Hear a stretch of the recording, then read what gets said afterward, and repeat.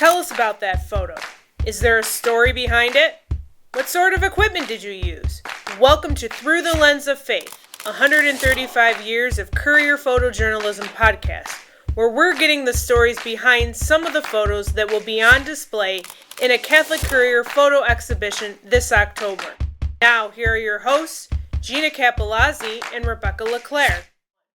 Bonnie Trafelet was a staff photographer at the Courier Journal from 1987 to 1988. And then after leaving the Catholic Courier, Bonnie moved to Chicago, and she worked as a photographer for the Northwest Herald, that's in Crystal Lake, Illinois, for 7 years. And then she was hired by the Daily Herald in Arlington Heights, Illinois.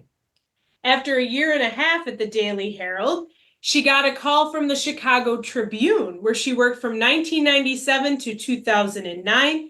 She also worked for the Chicago News Cooperative and the Rotary International. And then during the COVID-19 pandemic, a little bit of a career change, and she is now a paralegal in the Chicago area. She still does photography on the side and the fun stuff, right? Flowers, nature, friends, family, all that kind of stuff. Welcome, Bonnie. Let's talk about how you got your start in photography. What captured your eye first? My mother was a huge influence on me as a child. She loved education, and she subscribed to the National Geographic and the original Life magazine. And I used to wait as a little kid every week for that Life magazine to come in the mail so I could see all the great pictures in there. Yeah, famous people there for sure. And then how did you get to the Courier Journal, which is now called the Catholic Courier? Yes. I was working in Lansing, Michigan as a freelance photographer for United Press International. And the bureau chief knew that they were going to shut down his bureau and that he was going to be laid off. So he said to me, you better look for a job before you have to compete with meat for one. So that was back in the day before social media. And I believe that I probably saw an ad in like the National Press Photographer magazine. I'm not sure, but I answered an ad and sent in my portfolio to Karen Franz, and I got an interview. Drove out to Rochester, New York, and met with her. So you moved here to come work for the Courier Journal, and Karen Franz is our general manager and editor, still here today. So what do you remember about your time at the Courier Journal? I know you were here in the 80s, so I'm making you go back quite a bit to remember things, but what were some of the assignments and some of the things that you did while you were here? I covered most. I was the only staff photographer, so I tried to cover most of the assignments because I wanted them.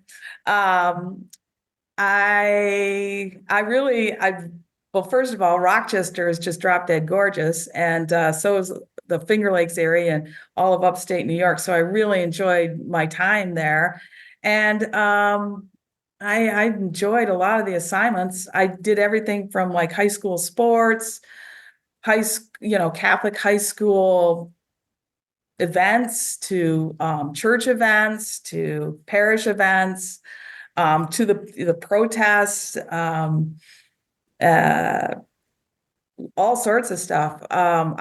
I really enjoyed learning a lot about Roman Catholicism that I just didn't know because I was raised Lutheran. Well, let's talk about the sports. You mentioned that you got to cover a lot of sports, and in the exhibit, Lens Through Faith, that there's a DeSales baseball championship celebration. It was a shot that you took in 1988. Can you set the scene for us? I'll try. I mean, they won the championship. I don't remember much about it, but that image is kind of iconic. I mean, you see that in that same similar image in professional sports, and the joy of winning a championship. It was great that, I'm sure those kids loved that picture. I wonder where they are now. Yeah. Now, at that time, you were shooting with film, and you don't know that you got an image like that until you go back and you're able to process it. So what was your thoughts when you saw that image, maybe like, or, I'm like, yes, nailed it. But yeah, then the other thing that I shot, that would have been on black and white film, but the other wonderful thing that I got to do back in the day was I got experience at the Courier shooting chrome, which helped me get my next job, and lighting. I remember going down into the Finger Lakes for Christmas.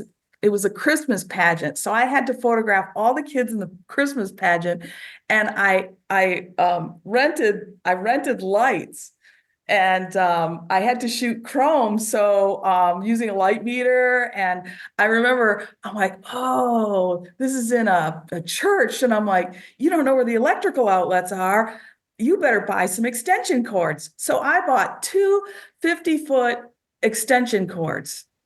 And I used them. That was absolutely perfect. I get to my next job when I'm at the Northwest Herald. We had to light a gymnasium, a college gymnasium, and they said again, well, we need extension cords. And I said, well, I have two 50-foot extension cords. This male photographer looks at me and goes, what woman has two 50-foot extension cords? A smart one. A smart one. yes, Right. Well, we're here to celebrate women photographers, especially those who worked for the Courier Journal. So let's talk about that. You didn't see as many women photographers back then, certainly not doing sports. Did you feel like you were paving the way, or is this just like, well, this is what I do and I'm good at it? Well, I probably felt like I got a job, here to do a job, and I didn't think too much about it, but there were very few women, and there still are. It's still probably a very male-dominated profession. So I'm always happy to see more women. yeah. And the Courier seemed to have a lot of women, and then there were other women photographers that came after you. But as you said, it's still very much a male dominated. And I have friends who cover, skating. That's my side thing, skating, who were a minority at the Olympics. So how does that, how did we change that? Or maybe do you have any thoughts on that? I'm sorry, how do you change? Any thoughts on that? Or how do we get more women into doing photojournalism? Boy, that's a good question. I'm not sure the answer to that. I'm not sure the answer because journalism is taking a lot of hits these days in general. So, yeah. But we do know that the photos are typically what draws the viewer or the reader in. And without that, the Catholic Courier wouldn't be as popular. Other agencies and publications wouldn't be able to sustain themselves. So without those photojournalists out there, so we honor you there. Let's talk a little bit more about the exhibit, because you mentioned the protests. And sometimes covering protests, it's a little unsettling going in because you don't know what you're going to get or if they're going to like you. Right. Yeah, that's true. I don't remember that particular protest, but I have covered a lot of protests, and you have to be quick on your feet. Well, this is the U of R and the shantytown, and you can see where they created their own tents and a whole little village, and you've got the iconic building, the library, right? I think that's the library in the back. And that kind of tells you where you're at immediately without knowing that it's even the U of R. Yeah. Yeah. Wow. And in that shanty town, I mean, it's this, what has changed? The kids are now protesting the Palestinians and building shanty towns again. It's like, that's great. Again, we're back to where we were, but glad they're out there. Yeah. Because I'm looking at this image, and we had an image similar to that in the Courier just a couple months ago with the U of R, protesting the situation going on. So sometimes, these images, though we're looking at them from the 80s, are repeating themselves. Yeah, they are. But they're iconic in the sense Yeah. of they tell the story of that moment, anti-apartheid, bit different than Yeah. the Palestinian quest, but still it's the human element that speaks to so many people because they either see themselves in there or against it, right? It's, Yeah. people are either drawn to it or revolted by it, but they're still looking at it. And that's Yeah. your role as a photojournalist, right? Yes. And that one of the things that I've always liked throughout my career is photographing common people. People are always asking me, who's the most famous person you ever photographed? I never liked photographing famous people. It's very controlled. They always have a press agent. If it's the president, it's even more controlled. Because Secret Service, their PR people are controlling every second. But you get in with a normal person and it's a passport into their lives, into their situation. And if I could tell women who are interested in going into photography one thing, photography is a passport into somebody else's life, some other universe that you have not experienced. It will open your world. It will open your eyes to other people and other situations in this world. And there's nothing better, if you ask me. I would Perfect advice. I wouldn't trade my career for anything. I would say that. Well, thank you, Bonnie, for joining us, and stay tuned to find out how you can see Bonnie's images and our other Courier photographers' images in our exhibit later in the show. Linda Dow Hayes was chief photographer of the Courier Journal from 1988 to 1989.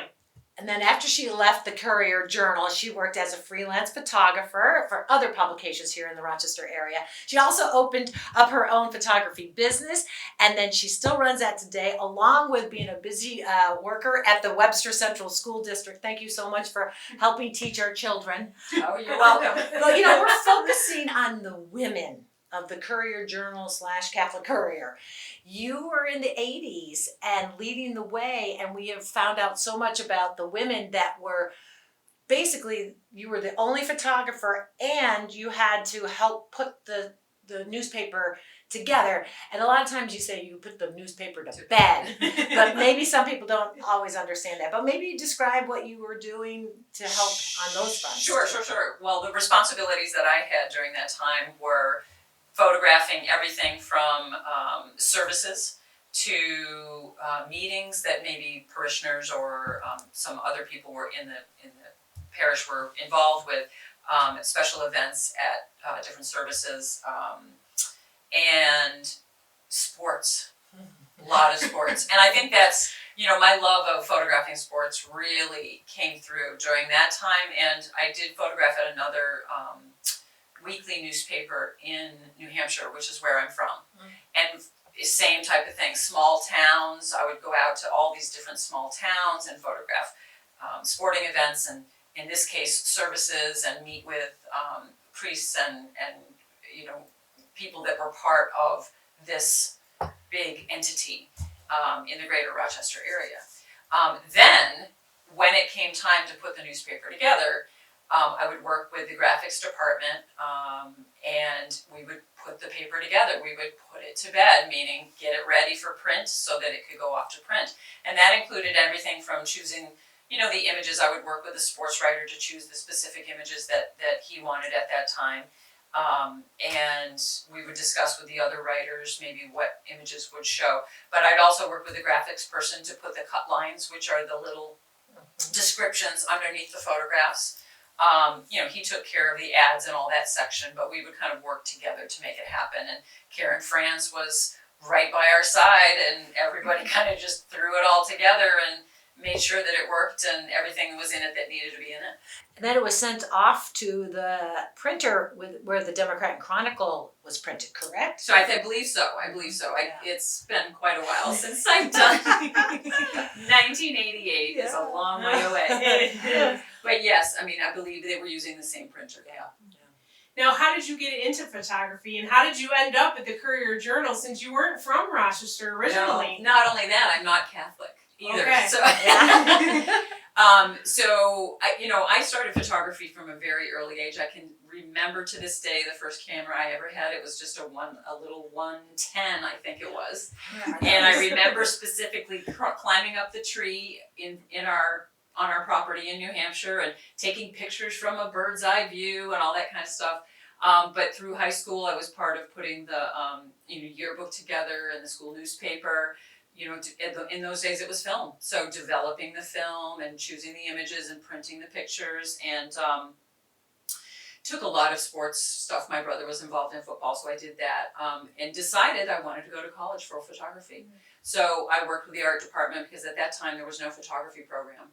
And I put together a portfolio and I came to Rochester, looked at RIT as a potential college, looked at Ithaca and ended up at Ithaca College. So I did my 4 years there, and I specialized in what I hoped was fashion photography was what I really wanted to do. And instead I fell in love, and instead of going to New York City, I came to Rochester and started working as a newspaper person, but I really was freelance first. So I worked with studio photographers, did a little bit of work here and there for other things, just, one story at a time, if you will. And then I ended up getting a job in New Hampshire. So I was still in touch with people back in New Hampshire and found a job at a Concord item. And actually it was a beautiful setup because it was Concord, New Hampshire, which is the capital of New Hampshire. And it was 87, 88 presidential campaign. So I actually was a small town little once a week newspaper photographer working with the big guys, and I was able to just make myself available to them, and I learned a whole lot from a lot of people during that time. Got married and came back to Rochester and settled in, and because I had just come from that, I was looking for a position in it. And honestly, photojournalism was my calling, more or less. Fashion photography would have been great, but it's very competitive. It's very difficult. In a big city like New York City, there's a lot of photographers out there fighting for those jobs. And some of my friends from college had those jobs, and they worked hard, and I kept in touch with them. Many of them are no longer doing that. So it's almost like I did a flip-flop. So I did this for a year here and a year in New Hampshire, then decided to stay home with my family for a while. Yeah. But it was, I think I had either connected with the previous photographer, and I don't remember who was before me. I do remember talking with a gentleman who was a photographer, and I thought he was a photographer here. Again, 30 some odd years ago, a long time ago. Yeah. But we were talking about what this might entail. And I said, well, I'm a Protestant. I'm not sure how aware I am of the whole Catholic faith and the services and what to expect. But once I met with Karen Franz, we talked about, the different aspects. She saw my portfolio, and we decided it was a good fit. Well, we're so glad that you fell in love with photography and fell in love with your husband, Todd, because Gina and I, when we worked together at Channel 10, worked with your husband. Yes. And have become a family because of that. I know you've taken a lot of senior photos of family members, and so we appreciate that. Let's talk a little bit about the exhibit.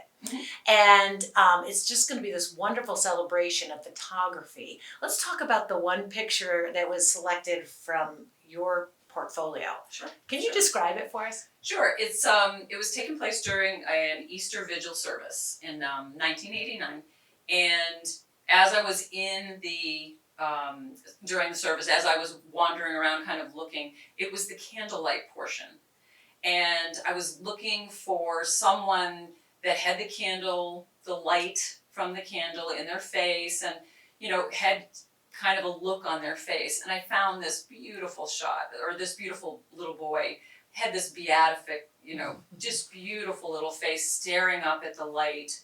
And I just thought that was a great shot, and we ran with it. And I'm delighted that you actually chose it, because when you contacted me, Gina, It was the shot that first popped into my head. Oh, Really? Really. There were two shots that popped into my head about my memory, and again, it was a long time ago. But this was one of them for sure.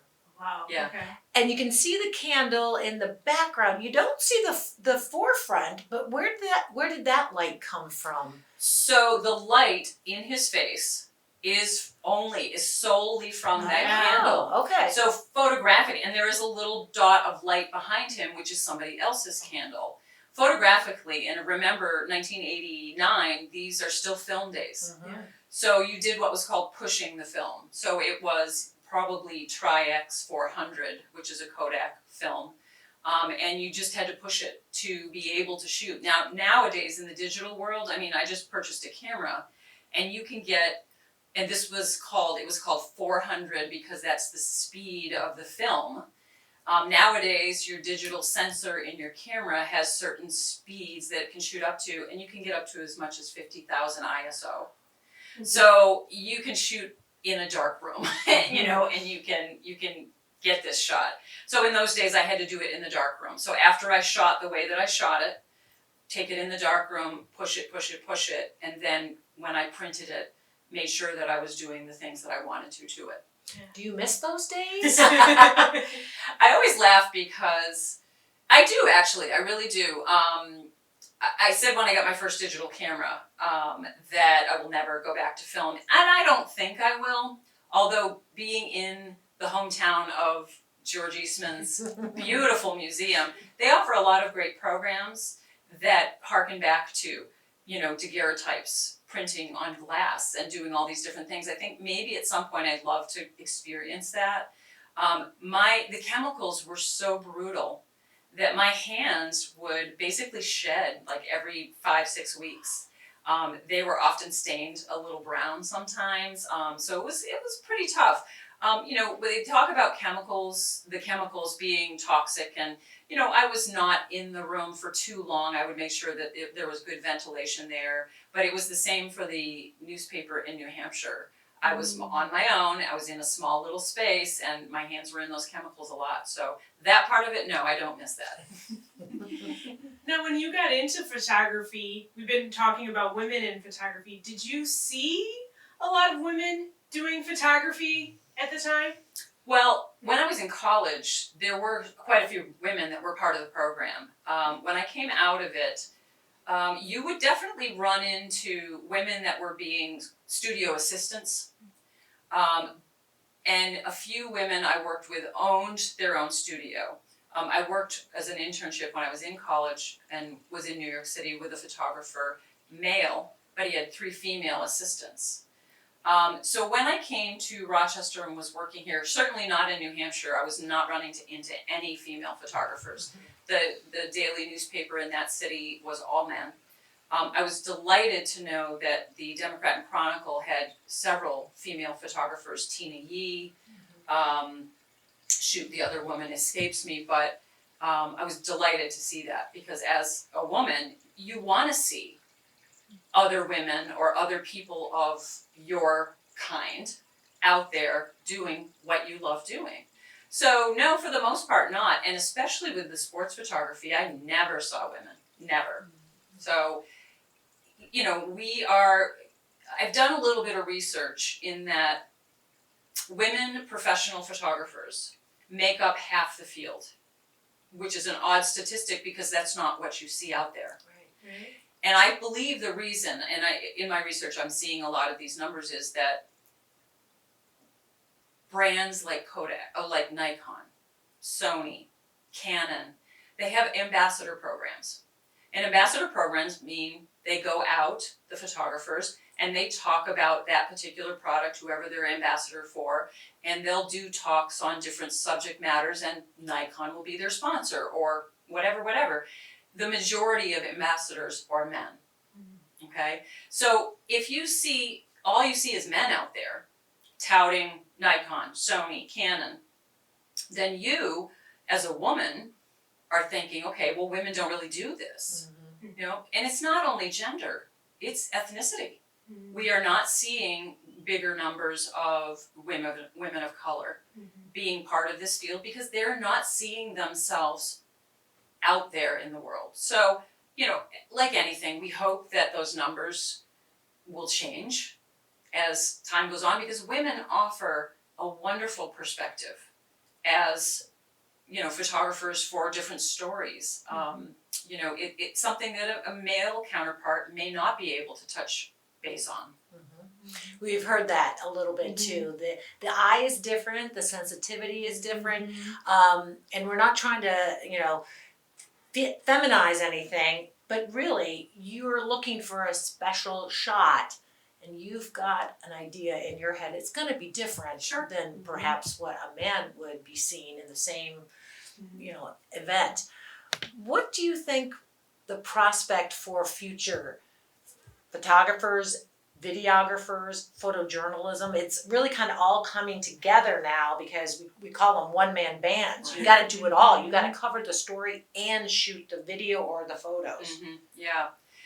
It's definitely interesting, this journey that it's been on, and in a way, disappointing and discouraging.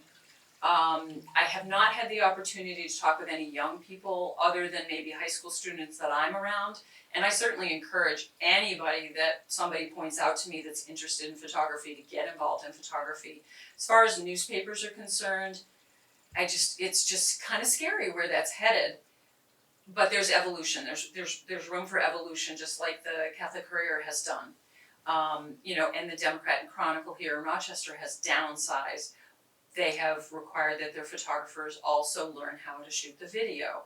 Fortunately, a lot of the digital cameras that are coming out have those capabilities of being able to shoot video. And so you got to change with the times. You've got to change with the times. And so for any media outlet to survive, they've got to embrace that. For any future photographers that are coming along, our world is very interested in pictures and will always, look at the success of Instagram, will always be interested in visuals, whether it's video, whether it is still photography. And I don't think that will ever die. There's just no way. We are visual creatures. And so the need for that is there. It's just a matter of what it's going to look like. Certainly digital is where we're headed. As far as video versus still, there's a need for both. We want to thank Linda for joining us today. Stay tuned for later in the show on how you can see Linda's photo and other Courier photographers' photos in an exhibit this October. Tamara Long Garcia was a staff photographer and social media coordinator at the Catholic Courier from 2005 to 2013. 2005 was also the start of El Mensajero Católico newspaper. Well, after she left Catholic Courier and El Mensajero, Tamara worked in Catholic schools in Mesa, Arizona. And then in 2017, she started working as a multimedia editor for the Angelus. That's the newspaper for the Archdiocese of Los Angeles. So very similar to the Catholic Courier here in Rochester. So let's start off, Tamara. Welcome. And tell us how you got into photography and why you love it so much. Oh, thank you for having me. Well, I was born and raised in Rochester, and my mother worked at Kodak her whole career. So I sort of grew up in a Kodak environment, and I was always really fascinated with, just pictures and the art of it, and the history of our city and how it relates. George Eastman frequented the museum often. Always just really enjoyed it. And then when it was time to graduate high school and apply for college, I sort of had like a one-track goal of I just want to be a wife, like get married and have kids. Like that's what I want to do with my life. And my mom was like, well, that's great, but you actually have to have like a plan B because you're not getting married like, the day after graduation. So, you got to do something with yourself until you meet the right guy and so on and so forth. So I sort of applied as sort of like, because I had to. But fortunately, RIT is one of the best photo schools in the country, and it was here in town. And so I applied and I got in, and I got my photojournalism degree there. And it sort of just really took off then, more from a hobby to like professional photography, where I you know, actually learned how to make pictures and, you know, really like apply a lot of those, techniques to photography rather than just taking pictures because I Yeah. loved it as a hobby. But isn't that great that you took something you loved and turned it into a career, which is that's what the ultimate goal should be Right, for all of right. us, right? But how did you end up at the Catholic Courier and the El Mensajero? Well, while I was still at RIT, there was an internship made available. I don't know if it was one that had just been publicly posted. I believe my professor told me about it. Maybe she had been reached out to by Mike Krupe at the Catholic Courier. He was the photo editor at the time. And yeah, so that just an internship became available, and I was interested in it. Obviously, she knew I was Catholic, and so she thought it would be a perfect fit. And I interviewed with Mike and got that internship, and then the internship turned into like a part-time staff job, and then I sort of added more duties after that through the years. But yeah, I was through an internship at RIT. Now, when you came to the Catholic Courier, El Mensajero kind of started. Talk a little bit about the things you covered for the Courier and then some of the things you covered for El Mensajero, because it was kind of different. It wasn't the same sort of things you were covering for both papers. Right. Well, as the intern, stereotypically, you get sort of the assignments that nobody else wants.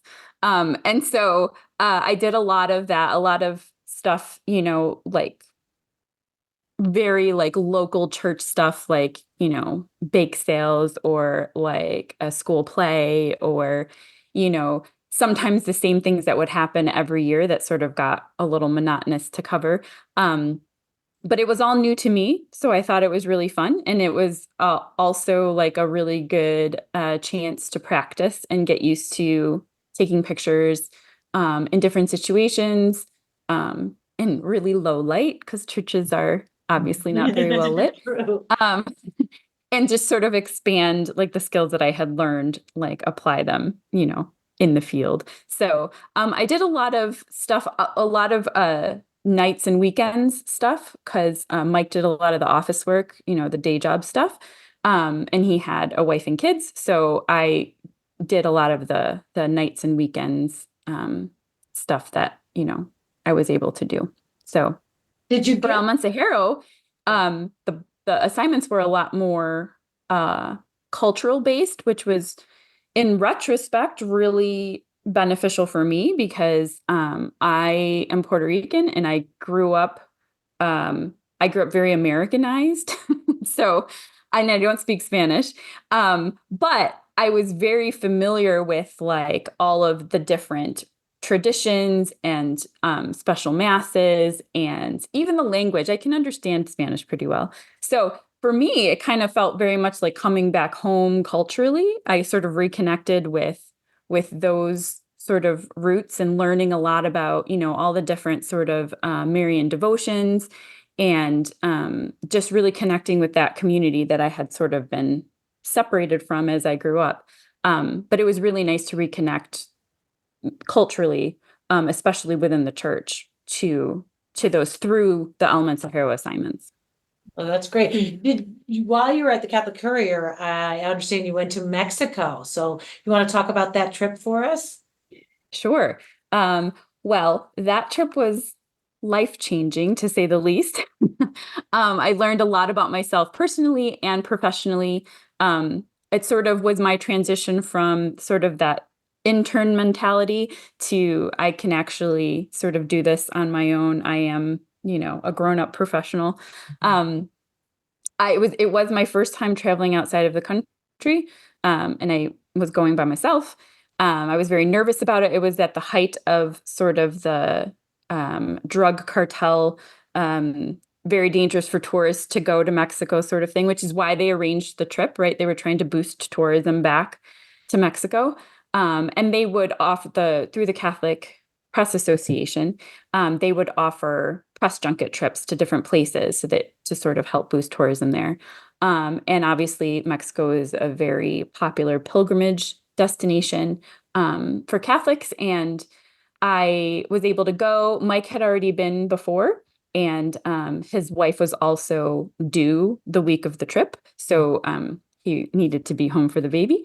So it's sort of like all the sort of pieces fit together for me to be able to go. And it was wonderful. I've never, well, I hadn't ever been anywhere, but it was amazing to see how central the churches are and the faith is in like secular everyday life there. I guess there isn't a difference between secular and faith life there, but it was amazing. All the cathedrals are just open to the public, and they're in the center of each town. And like it seems like all the other life in the city happens with the church at the center, which was very different for me to sort of process. And then I was amongst all these other editors from across the country who were also on the trip, and I was the only photographer. So they were asking me all these questions about how to take pictures and sort of giving them tips and stuff. And in turn, I was getting a lot of tips from them on how to, sort of put together the story when I got back. And it was really eye-opening and amazing. And I also, it just so happened to meet my now husband on that trip. He was an editor from the paper in the Diocese of Phoenix, where I live right now. And that's how we initially met, was on that random trip to Mexico. Life-changing for sure. Yeah, definitely. Yeah. You got to go to the Our Lady of Guadalupe shrine while you were in Mexico, and we have this photo that's going to be in the exhibit that you took. And this young girl, do you remember this photo, or do you remember your time being at the Our Lady of Guadalupe shrine? Yeah, so I actually don't remember specifically taking that picture, but I do remember being at the shrine very vividly. And I do remember there was like a sort of a very long walkway to get there, like from wherever you can park and get dropped off. And I remember as we were approaching the shrine, there was like this very, very, very long line of families, like people, but they all had children that were like dressed in white. And our tour guide told us that this was the very long line for baptisms at the shrine, at the cathedral. And I just thought that was fascinating that it was, I mean, I don't remember what day of the week it was, but they would just have these like almost like public times that you can go and get your child baptized. And there were children of all ages. But that little girl in the picture was just one of the little girls waiting in line with her family to get baptized there at the cathedral. And then, of course, we get to the cathedral, and it's wonderful. There, I believe there was a mass going on. There always seems to be a mass going on, but you're still able to go into sort of the line to go see the image of Our Lady of Guadalupe. And that was also like life-changing in a sort of spiritual sense for me. I actually was not that familiar with Our Lady of Guadalupe, and obviously learning all about her and then sort of reflecting on the trip as a whole, and how life-changing it was and how meaningful it was. I, to this day, like really sort of have my own personal devotion to Our Lady of Guadalupe for all these wonderful gifts that she's put in my life. So yes, that was obviously the peak of that trip for me, for sure. So you mentioned that you were the only photographer in that group when you met your future husband. So I'm assuming there weren't too many females in that group. We are talking about women photographers, in your role as you've grown throughout the years and have participated in more of these junkets and shooting. Do you see a lot of women photographers? Do you feel like you were paving the way for others as a young student of photography? Describe to us about your career path. Yeah, I think that yeah, I definitely, there was a lot of sort of the historical photographers that I learned about in school and sort of look up to their work did generally tend to be men. Um, and I was the only, there was a lot of women that worked at the Courier, still are, I believe. And so it was nice to work with women. But in terms of women photographers, there was a few at the Democrat and Chronicle newspaper that were shooting there at the time that I was familiar with, that I followed their work. Within diocesan photography, like for diocesan publications, I wasn't that familiar with that many women. I don't think that I paved the way for anyone or anything, but as the years have gone on and I've sort of worked in the Catholic press longer and longer, there have been many, many more. And today, I mean, I know several women photographers that are doing really amazing work for the diocesan publications. I think it definitely brings a different sort of lens to the work, that women certainly do approach a certain assignments differently than men, and I think it's important to have like both perspectives always. But I think just in terms of like more tender stories, definitely, like I remember just having sort of the best times at Catholic schools, taking pictures of the kids there, and just of families. I think it's always nice to have a different perspective, for sure. So I'm glad to see there are more women photographers today, and than there were when I first started. Now, you continue to work in Catholic media. Mhm. Was it something that you always were thinking about? Did you think you would still be doing Catholic media once you started here at the Courier? No, I didn't think that I would stay within sort of Catholic media. Um, I am very grateful that I have, because it is the best of both worlds, getting to, do what you love and be able to work for the church at the same time. And I feel like there is, it's a lot different of things to cover, but I think it's been really a big blessing for me to be able to work in the Catholic media. I have sort of switched careers a couple times along the way. When I first moved here to Arizona, I needed to do something different. And Catholic schools sort of had an opportunity there, and that was wonderful. And then, of course, getting always freelancing whenever I could. And then getting back into it in more of like a sort of multimedia role, a lot of website maintenance and, social media and things like that. So it sort of has evolved over the years, but always been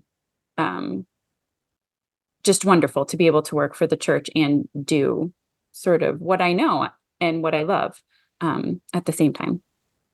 Well, we thank you, Tamara, for joining us today and talking about your experience at the Catholic Courier in El Mensajero. You can see Bonnie, Linda, and Tamara's photos in an exhibit this October. For more information, visit our website, catholiccourier.com/lensoffaith.